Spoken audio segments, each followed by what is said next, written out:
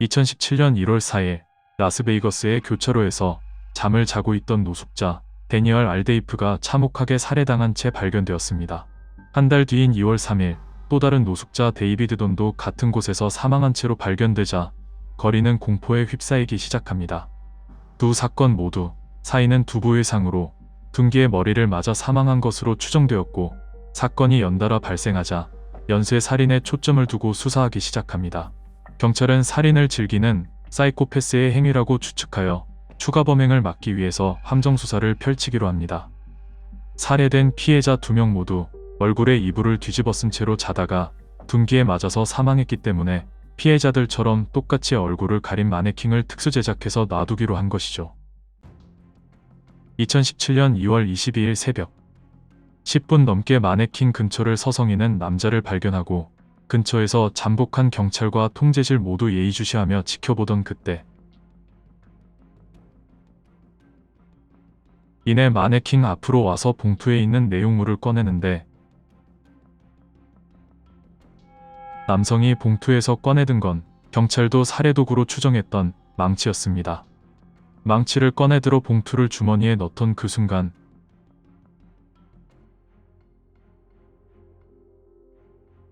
마네킹의 머리 쪽을 강하게 2차례 내려칩니다.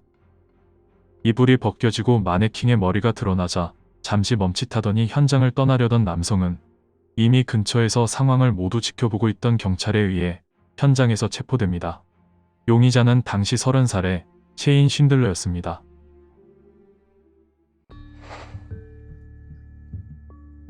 When you first hit it, were you sure it was a dummy?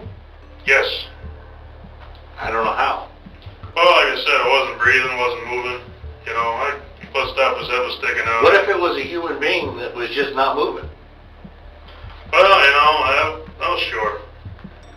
The problem being is we've had some other people struck in the head in the exact same fashion that you struck this dummy in the head. Okay. Because I think you're out there killing people. I'm not killing nobody. The more we get to know you, the more you worry me. I do? Yeah, you do. Hmm.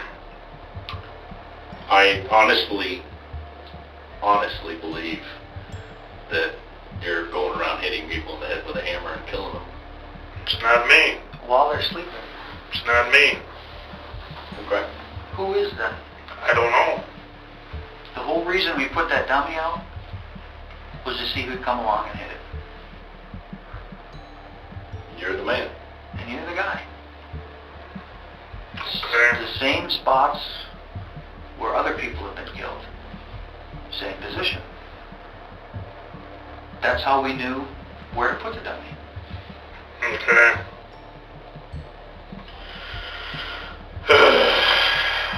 쉰들러는 혐의를 모두 부인했습니다. 거리를 걷다가 마네킹을 발견했고 그냥 마네킹이 바닥에 있길래 장난으로 공격했을 뿐이라고 말이죠. 특히 망치로 내려친 부분에 대해서는 전혀 기억나지 않으며 발로 몇 번 찬 것이 전부라고 주장합니다. 이에 경찰은 터무니없는 주장이라고 쉰들러의 말을 부인합니다. 쉰들러는 마네킹을 발로 찬 적조차 없으며 망치를 $3 주고 다른 노숙자에게 샀다는 것까지 기억하고 있으면서 망치를 휘두른 사실만 잊어버리는 건 말이 되지 않는다고 말이죠. 또한 쉰들러는 자신도 머물 곳 없이 생활하는 노숙자 신세이며 모든 게 우발적으로 저지른 행위라고 주장했는데요. 경찰은 그렇다기엔 쉰들러의 손이 깨끗했으며 냄새도 나지 않았고 깔끔한 운동화를 신고 있었던 점을 수상히 여기게 됩니다. 경찰은 쉰들러가 한 모텔에서 살고 있다는 사실을 알아내어 수색하고 여분의 망치와 휴대폰을 찾아냅니다. 찾아낸 휴대폰 안에는 2명의 피해자가 숨진 채 발견된 거리에서 찍은 쉰들러의 셀카가 들어있었습니다. 재판 결과 2건의 살인과 1건의 폭행 사건에 대해 모두 무죄를 받습니다. 노숙자 2명이 살해되기 전 같은 범인에게 폭행을 당한 사람이 있었는데 마찬가지로 이불을 뒤집어 쓰고 있다가 망치로 맞았기 때문에 피해자가 범인의 얼굴을 보지 못했고 두 살인사건도 쉰들러와의 직접적인 연관성을 입증할 증거를 찾을 수 없다는 이유로 무죄 판결을 받은 겁니다. 놀랍게도 또 하나의 살인 미수 혐의 때문에 이 사건은 주목을 받게 됩니다. 바로 마네킹 살인 미수 혐의였습니다. 사건이 일어난 라스베이거스는 영미법을 사용하고 있습니다. 영미법에 의하면 실제로 불가능한 범죄라도 범행 의도가 있고 불가능하다는 사실을 모른 채 저지른 범죄라면 유죄로 판결하고 있죠. 즉, 사람이라고 생각했기에 죽이려고 했거나 때린 것이라면 실제 사람한테 저지른 것과 똑같이 유죄로 보겠다는 것입니다. 이로써 판결의 중요한 요소는 두 가지가 됩니다. 사람이라고 생각했는지, 의도가 무엇이었는지. 우선 사람이라고 생각했냐 아니냐가 가장 중요합니다. 이것으로 유무죄가 갈리기 때문입니다.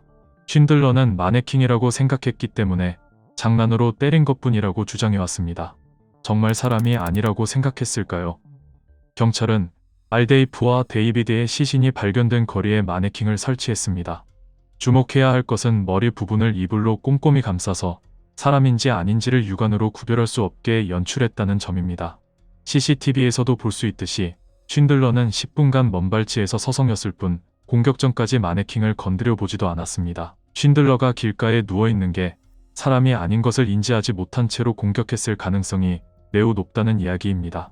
사람과 비슷하게 특수 제작한 마네킹을 얼굴도 가려놓고 옷도 입혀놓은 채 사람이 누워있는 자세로 놔뒀는데 새벽에 먼발치에서 서성이며 좀 지켜본다고 길거리에 누워있는 게 사람인지 아닌지 구별하기는 정말 어려울 테니까요. 쉰들러도 결국 사람인 줄 알고 공격한 것은 맞다고 진술을 일부 번복합니다. 유죄가 확정된 후 이제 가장 중요해진 건 범행 당시 쉰들러의 의도입니다. 죽일 마음이었다면 살인미수죄, 다치게 할 마음이었다면 상해죄, 좀 때려줄 마음이었다면 폭행치상죄, 그냥 실수였다면 과실치상죄입니다. 법은 마음을 중요하게 생각합니다. 마음에 따라 죄명이 바뀝니다. 법은 마음을 중요하게 생각하기 때문입니다. 이상한 변호사 우영우에 나온 대사처럼 당시 쉰들러의 마음에 따라 죄명이 바뀌게 되고 그에 따른 형량도 결정됩니다. 쉰들러는 정말 자신의 주장처럼 장난으로 좀 때려주기 위해서 망치를 휘두른 걸까요?